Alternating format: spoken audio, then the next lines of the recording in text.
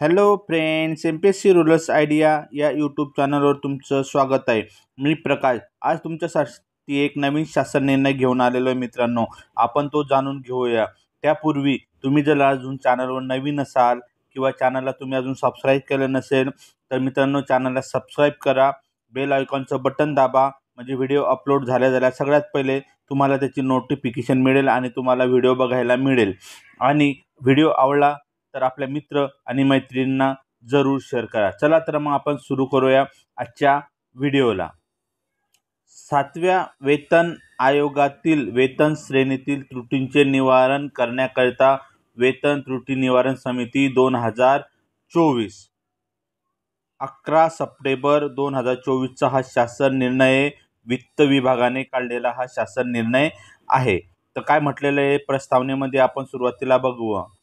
प्रस्तावनेमध्ये म्हटलं आहे, 7व्या वेतन आयोगातील वेतन त्रुटींबाबत विविध न्यायालयातील दाखल रीट याचिकांच्या अनुषंगाने माननीय न्यायालयाने दिलेल्या आदेशानुसार तपासणी करून त्याबाबत शिफारशी करण्याकरिता तसेच मंत्रालयीन प्रशासकीय विभागांकडून प्राप्त झालेल्या इतर संवर्गाच्या 7व्या वेतन आयोगाच्या अनुषंगाने निर्माण झालेल्या त्रुटींची तपासणी करून शिफारशी करण्याकरिता वेतन त्रुटी निवारण समिती 2024 ची स्थापना करण्यात आलेली आहे. म्हणजेच काय, तुमच्या वेतन त्रुटीमध्ये काही सुद्धा कमतरता असेल, तुम्हाला वाटतं तुमचा पगार वाढायला पाहिजे होता 7व्या वेतन आयोगामध्ये पण अजून वाढलेला नाही, त्यासाठी ही वेतन त्रुटी समिती स्थापन केलेली आहे. सदर समितीला अहवाल सादर करण्याकरिता नियुक्तीच्या दिनांकापासून 6 महिन्यांच्या मध्ये दिनांक 15 सप्टेंबर 2024 पर्यंत